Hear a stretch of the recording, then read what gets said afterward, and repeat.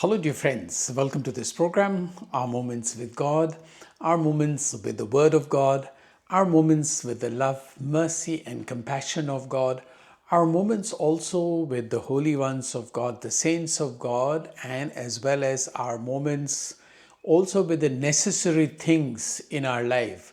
Sometimes I tell you our moments with the nature of God, the beautiful nature surrounding, but there are also other important things in life, and we do spend our moments there.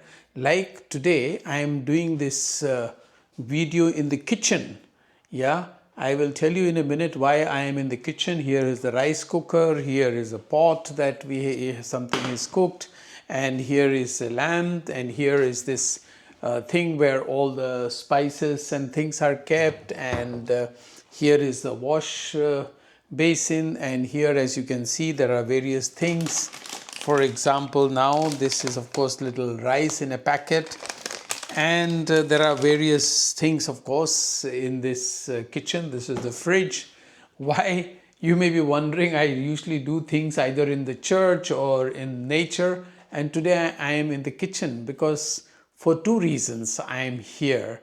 But before I go further, I invite you also to please share the videos with others. As I said, these days there are not many subscribers and not many people are watching. I don't know, maybe you're tired or you're bored with my thing. I am not yet tired after 2 years and more of doing this daily work. So I'm sure you want to promote the Word of God as well as the lives of saints to more people, yourself take benefit, as well as let other people take benefit from it. Thank you very much. Yes, there are two reasons why I am in the kitchen today, because of both the readings. There is something related to the kitchen is mentioned. The first reading, Elijah, who was sleeping near the brook that dried, and God told him to go to Zarephath, and there he has arranged with a widow to look after him. And he comes to Zarephath and finds that there is a woman who is collecting firewood, like from outside. As you can see there, the firewood could be collected from there. And then, you know the reading, he asks her to bring her some water to drink. And when she begins to go to bring water, he tells her also, please bring me a loaf, not loaf of bread, but some bread to eat. And then she tells him, as long as the God lives, you know that I have only a little bit of flour left and a little bit of oil in the jar.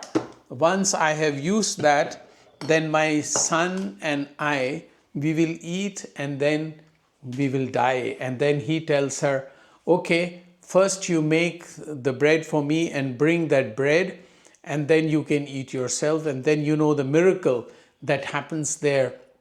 So she had to be going in her kitchen. Of course, there was no electric oven like this is an electric oven, but she used firewood to cook. But she did have to go to the kitchen to cook and provide food to Elijah. And then they lived for more than 1 year with that little bit of flour and that little bit of oil in the jar.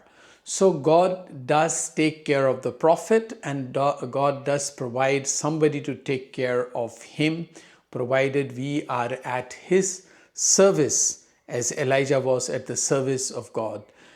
And the second reason why I am in the kitchen, because you see there are several things I showed you in the kitchen here. Yeah, there are all these things of the spices and things like that. Here are the things to use for serving the food. Here there's another fridge, here there is another fridge, and here is another cupboard.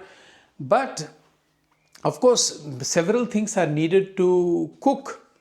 But after everything is cooked, food is cooked, one of the most important ingredients without which the food will not taste at all is salt.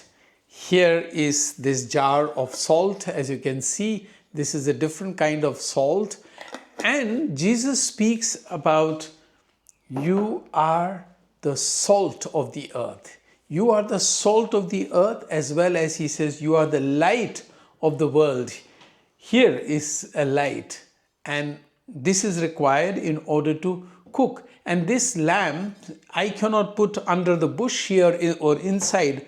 It will not produce light. But what strikes me most really about today's reading, Jesus is saying not you should be like the salt of the earth, or he does not say you should be the light of the world after explaining what salt is, and if salt loses its saltiness, with what can it be salted again? He doesn't speak about food, remember. He doesn't say if there is no salt in the food, how will you make food tasty again? No, he's talking about salt itself. The properties of the salt I cannot explain right now. You know it very well, how salt just not adds taste to the food, but it also preserves. You know, people who die sometimes and are left with in the salt area, the salt preserves them. And salt is used for many other things, mainly taste. But Jesus is saying you are the salt of the earth, that quality of salt, and you are the light of the world. And then he concludes the gospel by saying, let your light shine before the world, that they may see your good deeds and glorify your Father in heaven. Yes, when we eat food, we also glorify God, or we ask God's blessings before we eat food. But Jesus is saying, let the light of your good deeds shine. So if he's saying you are the light of the world and you are the salt of the earth, which is necessarily implying that your good deeds are the light of the world. So you may have a lot of other things. You may be rich, you may be famous, you may be powerful, you may be a sportsman, you may be a writer, you may be a professor, you may be a doctor. But are your deeds, are your actions shining before the world? And this is a challenge that Jesus places before all of us. Let us use the things in the kitchen also for glorifying God. And if you like, you may please subscribe to this channel. Thank you.